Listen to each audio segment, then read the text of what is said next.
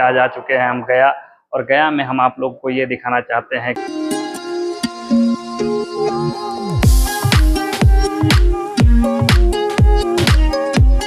कि आप लोग जो पूर्वज जिनकी मृत्यु हो गई है अपने माता पिता का पिंडदान कैसे करेंगे, कहाँ जाएंगे,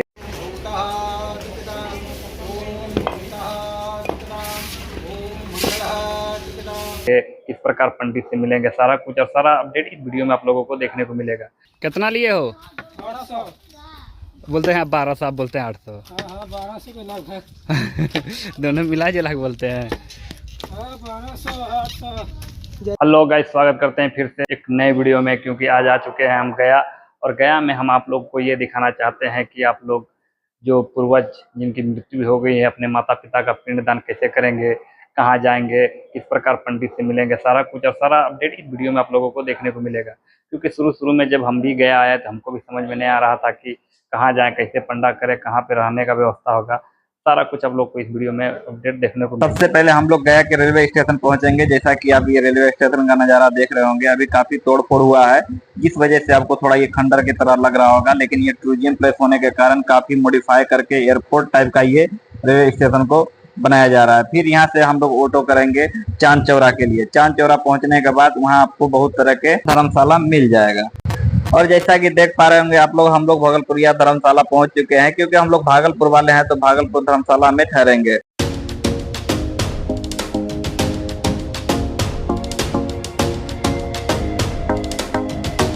कि अभी आप देख रहे होंगे हम एक धर्मशाला में ठहरे हुए हैं, और ये पंडित जी का ही धर्मशाला है, और हम लोग निकल चुके हैं अब पिंडदान के लिए, जो धर्मशाला में ठहरे हुए थे वहाँ से, जैसा कि आप देख रहे होंगे। और ये रूम वगैरह है इस साइड में बहुत सारे। अभी तो पितरपक्ष का महीना नहीं है, इसीलिए उतना भीड़ नहीं है। पितरपक्ष में कुछ ज़्यादा भीड़ रहता है, अभी तो खाली खाली है। और ये हमारे फैमिली मेम्बर हैं। जैसा कि आप देख पा रहे होंगे इस नज़ारे को, ये हमारे आगे फाल्गुनी नदी है। इस नदी में आप लोग को पानी ज़्यादातर देखने को नहीं मिलेगा, क्योंकि ये श्रापित नदी है, और इस नदी के किनारे के आप नज़ारे को इस प्रकार से देख पा रहे होंगे। सबसे पहले जब हम लोग पिंड देने के लिए आएंगे, फाल्गुनी नदी के किनारे ही पिंड दिया जाता है, और इस नज़ारे को चारों तरफ से आप लोग देख लीजिए अच्छे तरह से। और गया में लोग पिंड दान करने के लिए क्यों आते हैं, इसकी कहानी क्या है, सारा कुछ पंडित जी बताएंगे आप लोगों को, आप लोग ध्यान से सुनिएगा।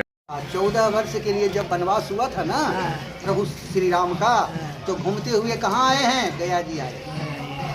गया जी आए, उनके साथ में राम जी, सीता मैया, लक्ष्मण जी साथी थे।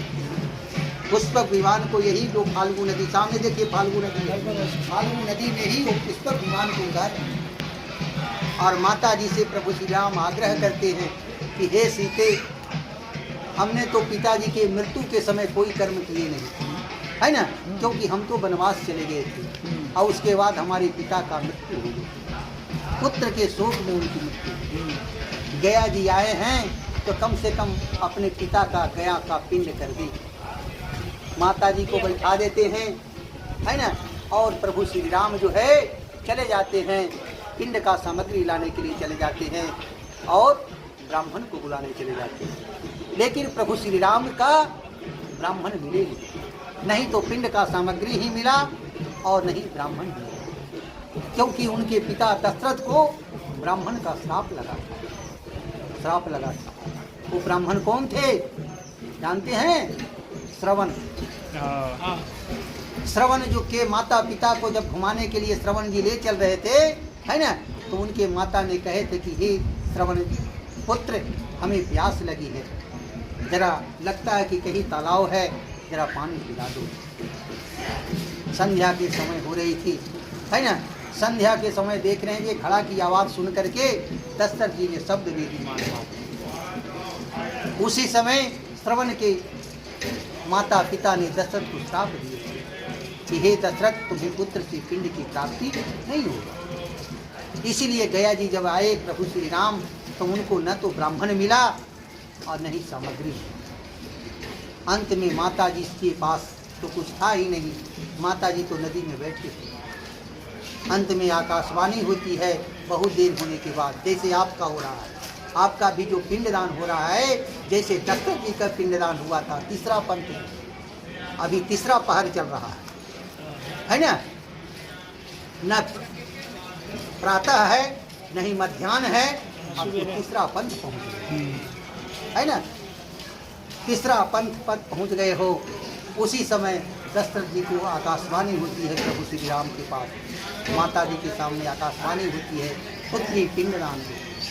तब माता जी ने आकाशवाणी को और दशरथ के आदेश को मान करके माता जी ने बालू काट दिया। नदी में तो कुछ मिलेगा नहीं, और उनके पास कोई सामग्री था ही नहीं। अब नदी में क्या मिलेगा बाबू, बालू के अलावा कुछ मिलेगा? इसीलिए माता जी ने बालू काट दिया। हाँ, यही फाल्गु नदी का बालू लेकर के माता जी ने अपने पूर्वजों का उद्धार किया। बोल दे सीता मैया की जय।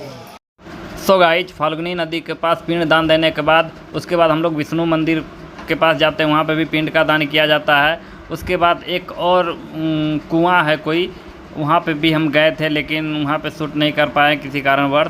उसके बाद हम आ चुके हैं कि विशाल बरगद के पास, और इस बरगद की ये मान्यता है कि सीता माता ने खुद इस बरगद को वरदान दिया था, जिस वजह से ये हमेशा हरा भरा दिखता है। और नेक्स्ट डे फाइनली हम लोग निकल चुके हैं प्रेतशिला, और प्रेतशिला में किस प्रकार पिंड का दान दिया जाता है और कहाँ कहाँ दान दिया जाता है, सारा कुछ और सारा नज़ारा आप लोग को देखने को मिलेगा। फाइनली आप लोग ये गया का मार्केट देख सकते होंगे।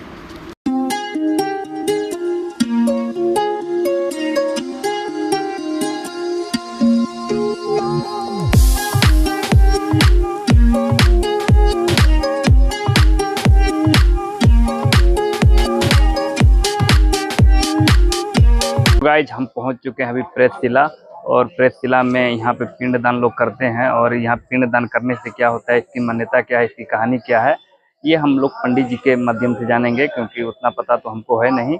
पंडित जी ही बताएंगे इसकी स्टोरी क्या है, यहाँ पिंडदान करने से क्या होता है। और जैसा कि अब हमारे पीछे लोग देख रहे हैं, काफ़ी लोग पिंडदान कर भी रहे हैं अपने माता पिता लोगों का। और पीछे में गंगा भी है, और वो गंगा क्या है वो सारा कुछ पंडित जी ही बताएंगे। और ये पीछे मंदिर है, का नाम हुआ प्रेतशिला। प्रेतशिला में पिंड क्यों किया जाता है, सबसे पहले इस बात को जानना चाहिए। हम नहीं जानते हैं कि 7 वंश से कई स्कूल में कौन आदमी कैसे मरे न मरे, किसी को पता नहीं है ना। कैसे मरे, कोई अकाल मृत्यु से भी मर गया होगा, कोई जल में डूब करके मर गया होगा, कोई छोटा बड़ा बाल बच्चा मरता है ना।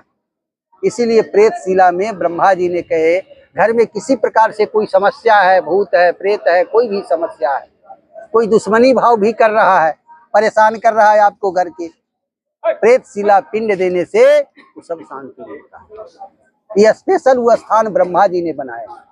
3 प्रेत उत्पन्न किए, ये हुआ तमोगुण प्रेत का मंदिर, वो रजोगुण प्रेत का मंदिर, आई हुआ सतोगुण प्रेत का। ये ब्रह्म कुंड कहते हैं। एक कुंड है, इसमें 3 गो सुरंग है, उसका कोई पता लगाया नहीं कि कहाँ जाता है, जितना गहरा है कि कोई पता ही नहीं। और पहाड़ जो है वो सोने का पहाड़ था। ब्रह्मा जी जब यज्ञ करके जाने लगे तो प्रेत बाबा के कहे कि कलयुग में आपकी महत्ता खत्म हो जाएगी, इसलिए आपको मैं पाषाण का बना देता हूँ। आज भी यदि देखना होगा तो ऊपर सबसे लास्ट में जाइएगा, वहाँ 3 गो लकीर है सोने का, ऐसे वही है सत्य रज और तम, 3 प्रेत का है प्रतीक है आज भी, है ना। इसीलिए यहाँ दिया जाता है कि और पूर्वजों का भी पिंड दिया जाता है ना। तो और फाइनली पिंड का पूजा हो जाने के बाद इस पहाड़ की ऊपर चोटी पे ले जाके उस पिंड को दान दिया जाता है, जहाँ से आत्मा की मुक्ति की प्राप्ति होती है। और फाइनली पिंड को लेके ये लोग निकल चुके हैं, और रास्ते में आप लोग को बहुत सारे लोग मांगने वाले मिलेंगे। आप लोग दान पुण्य करते हुए जाइए, आपकी इच्छा के ऊपर डिपेंड करता है। चलिए अब आगे का नज़ारा देखिए। और जैसा कि आप देख रहे होंगे, ये काफ़ी ऊंचा पहाड़ है, लगभग 500 से 700 सीढ़ी इसमें बना हुआ है। और इस पहाड़ की चढ़ाई करने में काफ़ी दम लगता है, जिससे दम फूलने लगता है। आप लोग जब भी यहाँ पे प्रेतशिला में पिंड दान करने के लिए जब इस पहाड़ के चोटी पर चढ़ाई करेंगे तो बीच बीच में आराम करते हुए जाएंगे। एक लगातार जाइएगा तो सांस काफ़ी अप एंड डाउन होने लगेगा। और वाकई में यहाँ का नज़ारा काफ़ी लोकप्रिय है, और प्रकृति की सुंदरता को भी यहाँ देखने को मिलता है। ऐसा नहीं लगता कि हम लोग यहाँ पिंड दान करने के लिए आए हुए हैं। पिंड दान करने के साथ साथ घूमने का ही मज़ा कुछ अलग है। यहाँ पे आप देख सकते होंगे नेचर की सुंदरता को।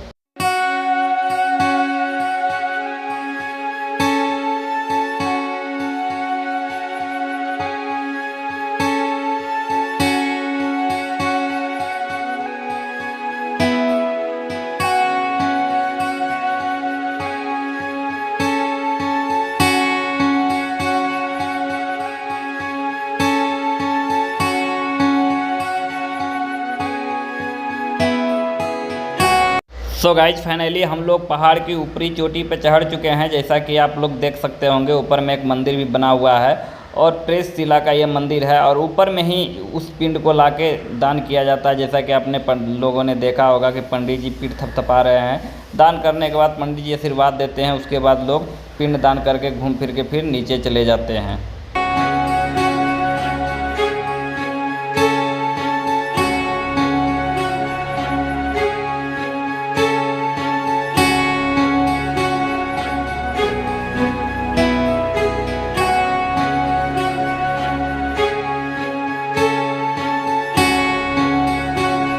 सो गाइज प्रेस शिला के बाद हम लोग पहुंच चुके हैं सीता कुंड, जहां पे सीता कुंड का आप मुख्य द्वार देख सकते होंगे। यहां पे आप सीता माता का मंदिर घूम सकते हैं और नेचर की सुंदरता और मंदिर वगैरह का भी आनंद ले सकते हैं। जैसा कि आप देख रहे होंगे बगल में फाल्गुनी नदी है और सर्वप्रथम सीता माता ही यहाँ पे अपने सास ससुर दशरथ का और उनकी सास का यहाँ पे पिंडदान किया था। जैसा कि इसकी कहानी और इसकी मान्यताएं हैं। यहाँ पे बहुत सारे मंदिरें हैं, मंदिरें वगैरह भी आप लोग यहाँ पे घूम सकते हैं और ये ऊपर चढ़ के भी बहुत सारी मंदिर है। चलिए आप लोगों को आगे का मंदिर सब दिखाते हैं।